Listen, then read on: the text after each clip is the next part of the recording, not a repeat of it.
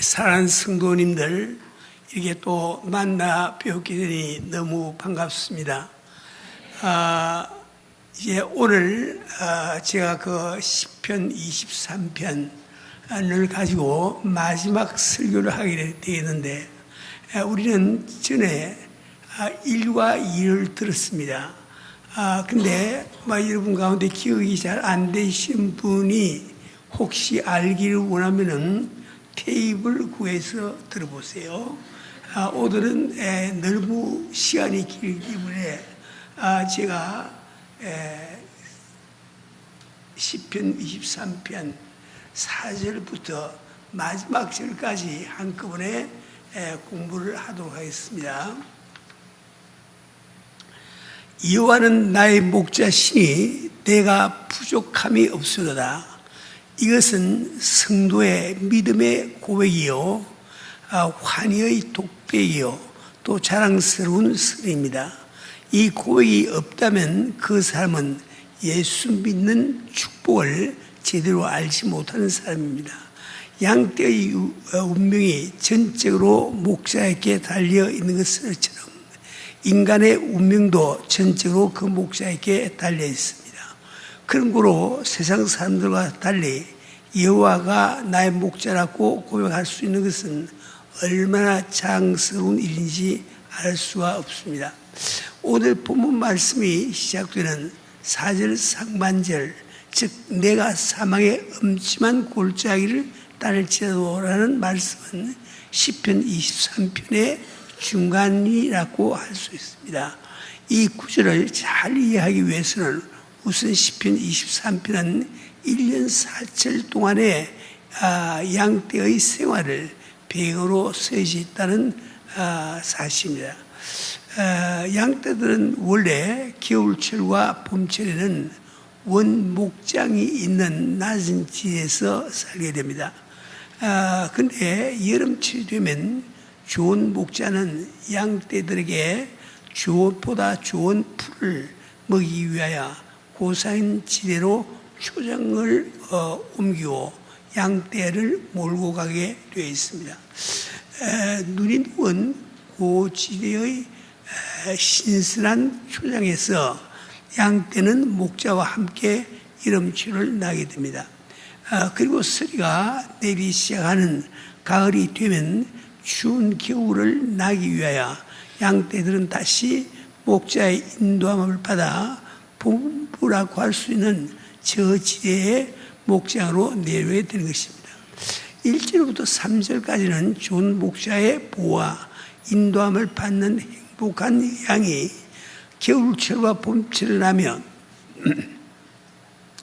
그들이 누리는 풍요로운 삶으로 인하여 목장 울타리 넘어 사꾼 목자를 만난 양떼를 향하여 뽐내고 있다고 하면 4절부터는 양이 목자에게 직접 고백하는 단계라고 할 수 있습니다. 말로 표현할 수 없는 애정 어린 대화가 시작되는 것입니다. 우리 성경에 주께서 나와 함께 하심이라고 번역되어 있는 말씀은 원래 당신께서 나와 함께 하심이라고 되어 있는 것입니다. 이제 여기부터 양떼들은 여름철에 즐길 수 있는 고지대의 초장으로 가기 시작하는 것입니다. 그 반면 목자를 잘못 만난 양떼들은 겨울철과 봄철에 계속해서 뜯어먹은 풀밭에 그저 남아 있어야만 하는 것입니다. 그런데 왜 사전에는 사망의 음침한 골짜기를 잘지라도 라고 기록되어 있을까요? 원래 산정에 오르는 유일한 길은 골짜기 따라 올라가게 되어 있는 것입니다. 어떤 산이나 개울물이 흘러가는 골짜기가 있는 법입니다. 골짜기는 그 경사가 완만하기 때문에 그 길을 따라 양을 몰고 가게 되는 것입니다. 골짜기에는 양쪽에 청암 절벽이 있을 수도 있고 사나운 짐승들이 바위 틈에서 호시탐탐 양떼들을 노리고 있기도 합니다. 때로는 예의치 않던 소나기로 말랐던 개우에 급류가 흐르기도 하는 것입니다. 또는 독 있는 식물이 있거나 눈사태, 흙이나 돌의 사태도 날 수가 있는 것입니다. 그런데 좋은 목자는 양떼를 데려오기에 앞서 현지 답사하며 어떤 위험에 대처해서도 양떼를 안전하게 보호하는 길을 알고 있는 것입니다. 그래서 오늘 본문 말씀에는 내가 사망의 엄침한 골짜기로 다닐지라도 해를 두려워하지 않을 것은 주께서 나와 함께 하심이라 고 고백하고 있는 것입니다. 우리는 저 높은 곳에 향하여 하며 찬양을 부릅니다.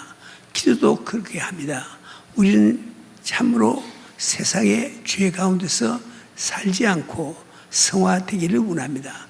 세상 사람들과는 달리 주님과 친밀한 교제 속에서 살기를 원합니다.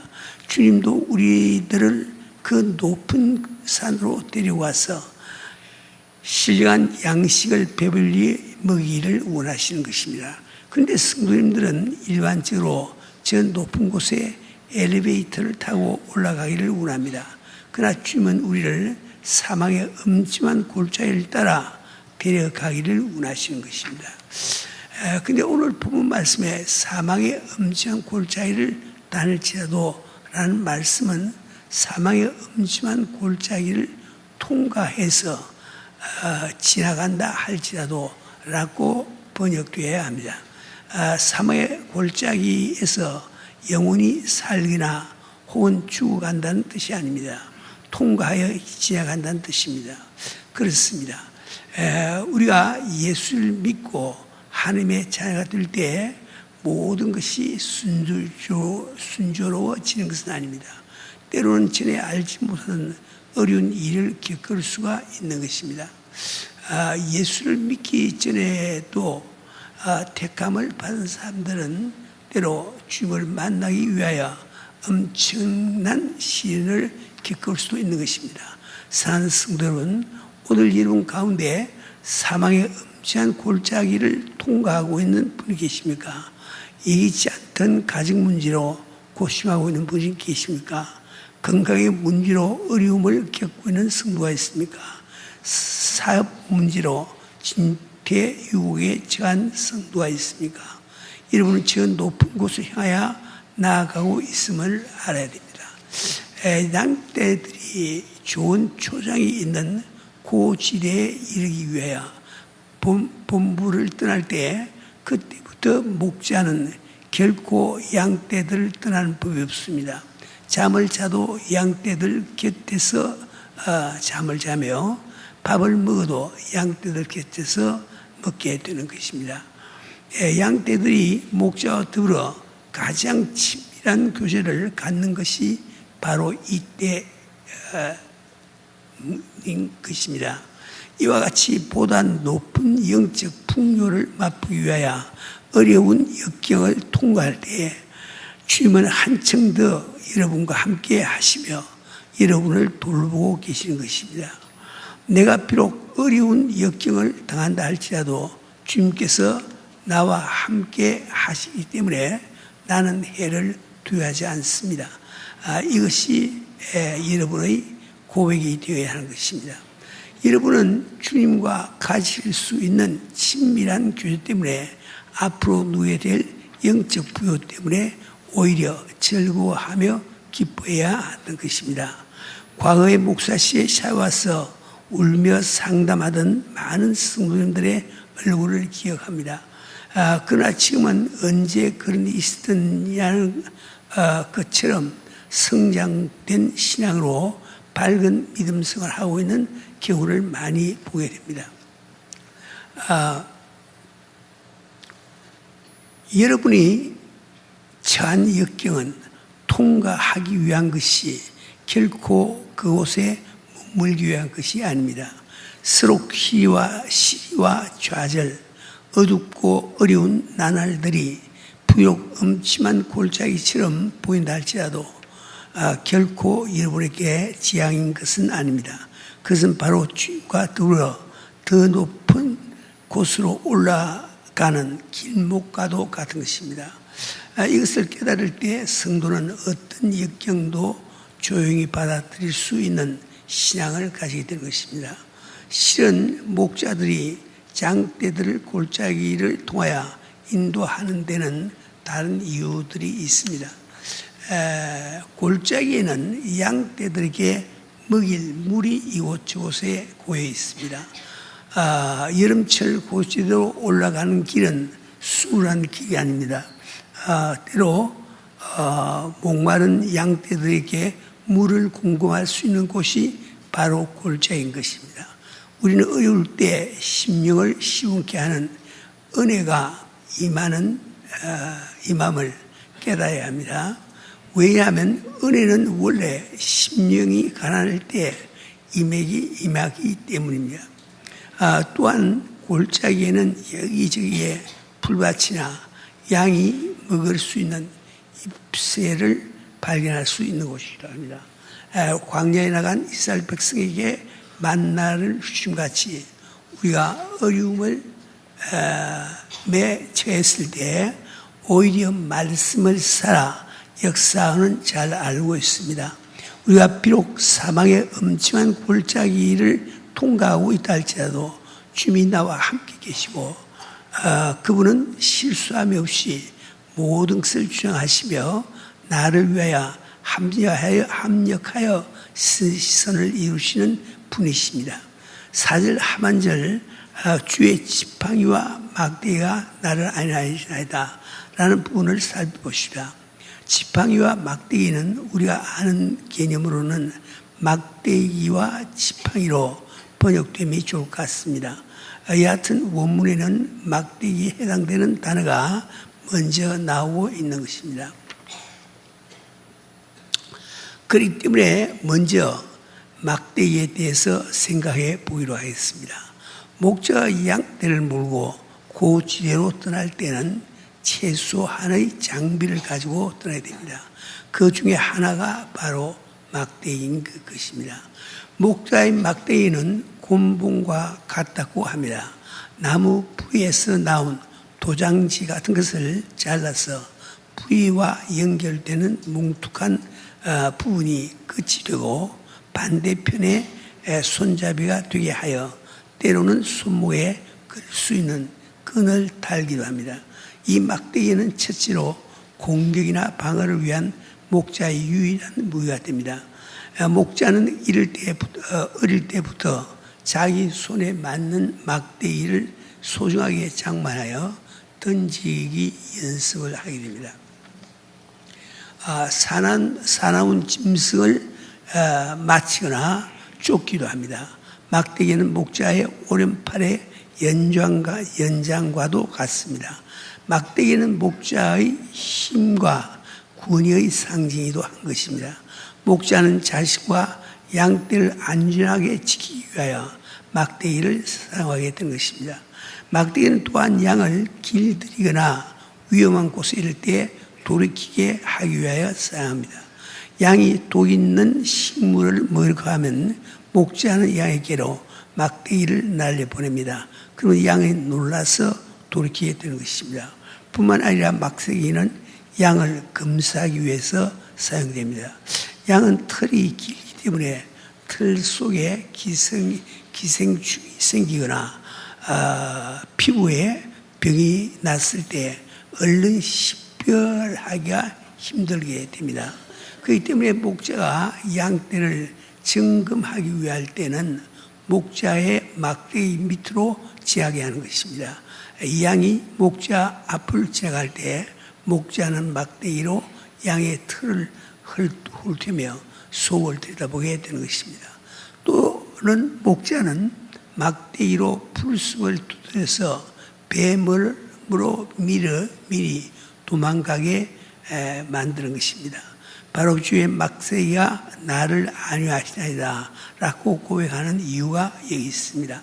하나님을 바로 우리의 목자가 되어서 우리를 위하여 사나운 짐승의 위험을 막아주실 뿐만 아니라 우리가 위험한 곳에 이를 때 막아도 주시며 우리가 병들 때 아는지 건사해 주신 것입니다.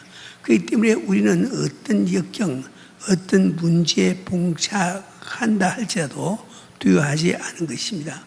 이와 같이 막대기가 목자의 힘을 나타낸다면 지팡이는 목자의 선하심과 인자하심을 상징하게 되는 것입니다. 양떼의 목자를 가장 목자답게 보이게 하는 것이 물건이 있다면 그것은 바로 지팡이입니다. 목자가 나오는 어떤 그림에도 목자의 손에는 지팡이가 들려 있습니다. 목자의 지팡이는 특이하게 생겼습니다. 보통 가는 막대기로서 손잡이 부분이 휘어지거나 혹은 낚시 모양으로 되어 있습니다. 목자가 오랜 시간 풀을 뜯고 있는 양떼들을 바라볼 때 그 막대기에 의지하기도 합니다. 그렇기 때문에 들에 나가 있는 목자에게 지팡이는 말할 수 없는 위안이 되는 것입니다. 또한 양떼들을 위해서 여러 가지 용도로 쓰입니다. 첫째는 양을 모으는 데 쓰입니다. 예를 들어서 어린 양을 어미 양에게로 옮겨놓기 원하면 지팡이를 거꾸로 잡고 그 손잡이 부분으로 새끼 양을 떠서 어미에게로 옮겨주게 됩니다. 그렇게 하는 이유는 새끼 양에게 손을 댐으로 말미암아 나는 냄새 때문에 어미 양이 자기 새끼를 알아보지 못하는 것을 방지하기 위함이라고 합니다. 또한 목자에게 가까이 다가오지 못하는 수줍은 양을 목자에게 이끄는 구실도 합니다. 우리를 주님께로 끌어주시는 성령의 역사가 바로 지팡이로 상징되어 있는 것입니다. 둘째로 지팡이는 양을 인도하는 데 쓰인다고 합니다. 양떼를 좁은 우리의 문으로 들어가게 하거나 어떤 어려운 길로 가게 하려면 목자는 지팡이를 양의 옆에 대고 가야 할 방향으로 밀어주면 양 그 길로 간다고 합니다. 우리를 진리 가운데로 인도하시는 성령의 역사를 그대로 나타내는 것입니다.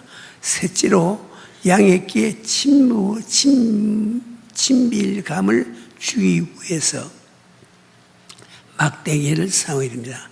양이 길어갈 때 목자가 그 지팡이를 몸에 대고 가면 양은 마치 목자의 손을 잡고 가는 것처럼 안정감을 느끼게 된다고 합니다. 목자는 실제로 자기가 특별히 중요한 양이 있으면 그 양에게 지팡이를 떼고 오랫동안 걸어가게 된다고 합니다. 우리가 예수를 믿는 것은 단지 기독교 교리에 동의하는 것이 아닙니다. 우리는 우리의 생활 가운데 나를 인도하시고 위로하시는 하나님의 임재를 느끼게 되는 것입니다. 이것을 가능케 하는 것이 바로 성령의 역사라는 것을 잘 알고 있습니다. 넷째로 위험에 처한 양을 이끌어내는 데 사용합니다. 양은 대단히 어리석고 고집된 센 동물입니다.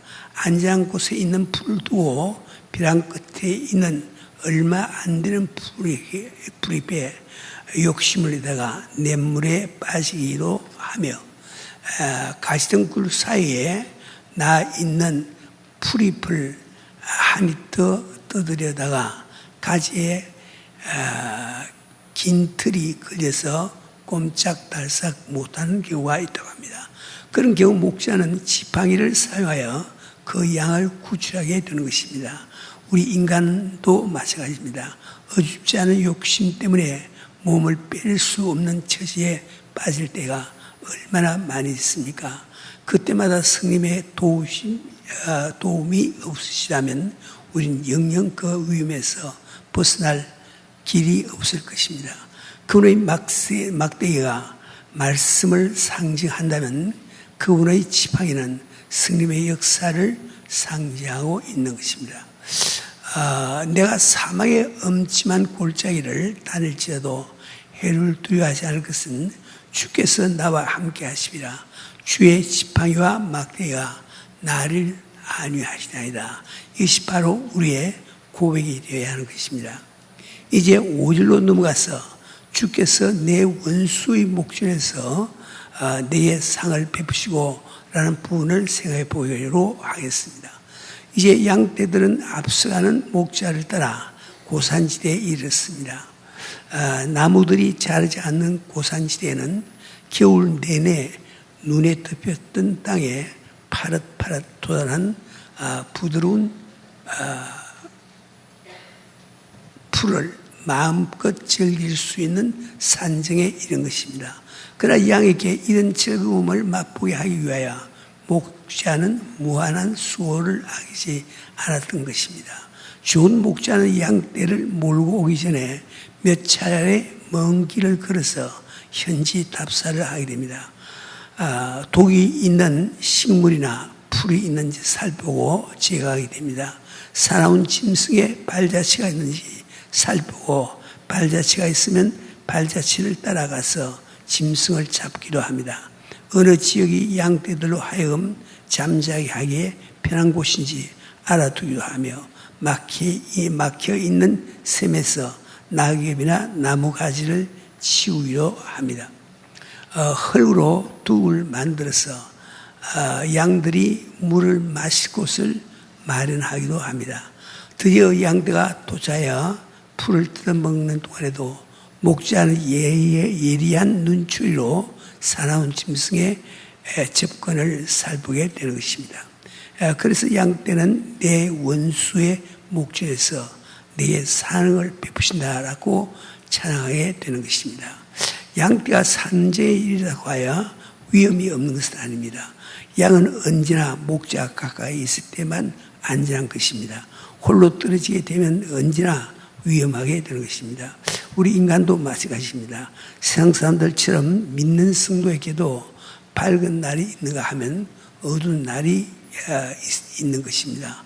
그러나 감사한 것은 우리에게 어두운 날은 바로 산정으로 가는 길목이 된다는 사실입니다. 그러나 우리가 산정에 올라갔다고 하여 위험이 없는 것은 아닙니다. 오직 우리를 지원하시는 주 곁에 있을 때에만 우리는 안전한 것입니다. 기름으로 내 머리에 바르셨으니 양떼가 목자를 따라 골짜기를 지나 올라가서 산정에 이르게 되면 양의 생활 중에 가장 즐거운 때가 됩니다. 그러나 이때도 양떼들에게는 문제가 있습니다. 그것은 바로 파리와 같이 괴롭히는 것들입니다. 여름철이면 파리떼가 성한 것을 우리가 잘 알고 있습니다. 그런데 파리떼 중에 어떤 종류는 양의 코끝 습기 있는 곳에 알을 까기 원합니다. 일단 파리떼가 알을 까게 되면 그 알이 부화하여 조그마한 벌레가 되고 이 벌레들이 코를 타고 올라가서 양의 골 속으로 들어가게 됩니다. 그렇게 되면 양은 말할 수 없는 고통을 당하게 되어 나무 둥치나 바위에 머리를 박아서 상처를 입기도 하고 벌레와의 침입으로 눈이 멀게 되거나 죽게 된다고 합니다.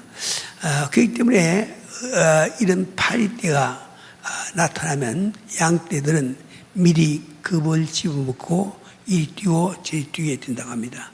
너무 뛰어서 지쳐 쓰러지기도 하고 나무 잎새 속에 머리를 쳐박고 나오지를 않는다고 합니다.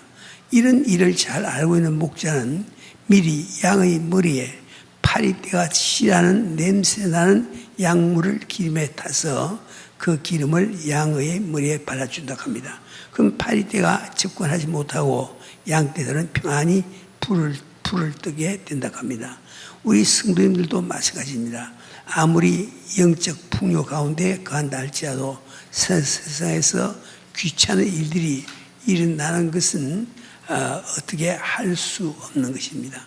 우리는 은혜를 받고 난 다음에도 사람들과 부딪히는 것이 싫어서 귀찮은 일이 생긴 것이 싫어서 교회를 나와도 뒤에 앉았다가 돌아가고 신앙생활을 중지함으로 말미암아 더 성장하지 못하는 경우가 얼마나 많습니까? 목자이신 하나님을 이런 문제를 어떻게 해결해 주십니까? 성령을 주심으로 해결해 주십니다. 성령으로 충만하면 여전히 귀찮은 일이 생기는데도 귀찮게 여겨지지 않는 것을 여러분은 경험하고 있습니다. 그런데 기름을 한 번 발랐다고 문제가 해결되는 것은 아닙니다. 좋은 목자는 기름기가 떨어질만 하면 되풀이해서 기름을 발라줘야 되는 것입니다. 이처럼 우리도 성령 충만은 한 번 경험했다고 되는 것이 아닙니다. 되풀이하여 성령 충만을 받아야 하는 것입니다. 이럴 때 사랑과 희락과 화평과 같은 성의 열매가 생활 가운데 맺히게 되는 것입니다. 이것은 정오와 좌절과 알력으로 가득 차 있는 생활과 얼마나 대조적인 생활입니까? 그렇기 때문에 우리가 성도의 생활을 하면서 귀찮은 사람, 짜증나는 일을 만나고도 피하거나 혹은 짜증을 내면 안 됩니다. 성님의 그 역사를 믿고 간절히 기도하십시오. 주님 이 일을 감당하기가 어려우니 성께서 나의 마음속에 충만하게 임하여서 귀찮아지지 않게 하여 주옵소서. 또한 기름을 바르는데도 다른 이유가 있습니다. 양은 피부가 얇아 헌대가 잘 생긴다고 합니다. 헌대가 생기게 되면 양은 굉장히 괴로워하며 양의 털도 망가지고 가죽도 못 쓰게 된다고 합니다. 이런 상처는 헌대를 앓는 양과 건강한 양이 몸을 부빌 때 전염된다고 합니다. 양은 원래 머리를 맞대며 애정을 표시한다고 합니다. 기름을 발라 주지 않으면 금방 헌대가 양떼 사이에 퍼진다고 합니다. 우리 인간도 마찬가지로 우리의 신앙생활에 도움이 되지 않는 불평과 불만 혹은 죄가 어떻게 전염하게 됩니까? 멀쩡하던 성도가 불평과 불만 혹은 세상의 죄를 그대로 간직하고 있는 다른 사람들과 머리를 맞대고 숭거릴 때 점염되는 것입니다. 오직 성령에 충만할 때만 이것을 방지할 수 있는 것입니다. 주께서 내 원수의 목전에서 내게 상을 베푸시고 기름으로 내 머리에 바르시니 내 잔이 넘치나이다. 내 잔이 넘친다는 말은 부족함이 없다는 뜻입니다. 풍요롭다는 뜻입니다. 이것이 바로 우리의 고백이 되어야 합니다. 다윗은 이제 자기 생애 가운데 임하신 하나님의 손길을 돌이켜보며 한결같이 계속된 하나님의 사랑과 돌보심을 바라보며 결론을 맺습니다. 나의 평생의 선하심과 인자하심이 정녕 나를 따르니 내가 여호와의 집에 영원히 가리로다. 아멘. 우리 같이 기도합시다. 사랑이 많으신 아버지, 우리 성도님들 위해서 주 앞에 간구하며 기도합니다. 여호와는 나의 목자 되시니 내가 부족함이 없다는 고백이 저들 위해서 나올 수 있도록 축복하시고 도와주시만을 간절히 빌고 원합나이다. 어떤 어려움과 어떤 고난이 앞에 놓인다 할지라도 그것이 산정으로 올라가는 기름을 깨닫고 기뻐하고 감사할 줄 아는 성도들이 되게 하시옵소서. 아버지 또한 아버지 아무리 아버지 귀찮은 일이 있고 짜증스러운 일이 있다 할지라도 항상 주 앞에 기쁜 마음으로 찬송하며 주만 따라 가는 귀한 성도들 되시도록 도와주시기를 간절히 빌고 원할 때 모든 말씀 우리 주 예수 그리스도 받들어 기도 드리옵나이다. 아멘.